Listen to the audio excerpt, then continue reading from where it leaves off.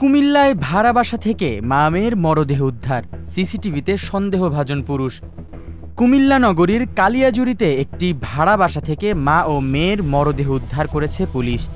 নিহতরা হলেন তাহমিনা বেগম এবং তার মেয়ে সুমাইয়া আফরিন, কুমিল্লা বিশ্ববিদ্যালয়ের অনার্স তৃতীয় বর্ষের ছাত্রী। রোববার ৭ সেপ্টেম্বর রাত ২টার দিকে কোতোয়ালি মডেল থানা পুলিশ তাদের মরদেহ উদ্ধার করে কুমিল্লা মেডিকেল কলেজ হাসপাতালের মর্গে পাঠায়। পাশের একটি স্কুলের সিসিটিভি ফুটেজে দেখা গেছে রোববার সকাল ৮টা ৮ মিনিটে মাথায় টুপি ও পাঞ্জাবি পায়জামা পরা এক অজ্ঞাত ব্যক্তি ওই ফ্ল্যাটে প্রবেশ করেন।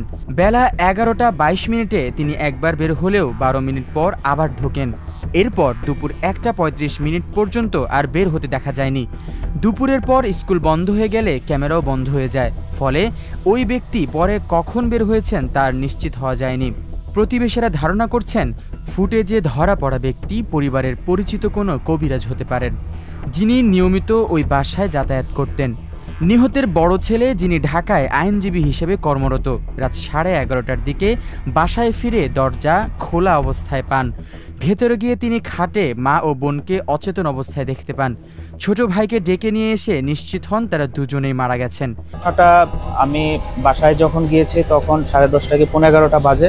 তখন দরজাটা ভিতর থেকেও খোলা, বাহির থেকেও খোলা ছিল। আম্মু তো প্রেশারের অসুখ আছে, তো ওষুধ খেলে একটু ঘুম হয় বা ডিস্টার্ব করি না আমরা। এজ ইউজুয়াল আমরা ওইভাবেই কিছুক্ষণ ওয়েট করলাম। ইন দ্য মিন টাইম আমার ভাইও আসলো। আধা ঘন্টা কি 40 মিনিট পরে আসছে, তখনই ওঠে না কেন। তখন আমরা সে যখন ওই দিয়ে গেল, যে দেখলো যে ঘুমানো অবস্থায় ওইখানে দেখতে গেল আসলে উঠে না কেন, দুজনে এতক্ষণ হয়েছে ওঠে না কেন। তখন দেখতে গেছে যে কোনো কথারতা নাই। তখন আবার আমার আম্মার এদিকে আসে, তখন সে ঘুরে দেখে যে আমার আম্মার চোখে ব্লাড, মুখেও ব্লাড, একদম আঘাতের চিহ্ন আছে। তাহমিনা বেগম উত্তর কালিয়াজুড়ির মৃত শামসুল হকের মেয়ে, তার স্বামী নুরুল ইসলাম আদালতের সাবেক হিসাব রক্ষক, গত বছর মারা যান। এরপর তিনি 2 ছেলে ও 1 মেয়ে নিয়ে ওই ফ্ল্যাটে বসবাস করছিলেন। কোতোয়ালি মডেল থানার ওসি মহিনুল ইসলাম বলেন, এটি একটি রহস্যজনক ঘটনা। সিসিটিভি ফুটেজ সহ সব আলামত সংগ্রহ করা হয়েছে। এটি হত্যা নাকি অন্য কোনো কারণে মৃত্যু তা ময়না তদন্তের পর জানা যাবে।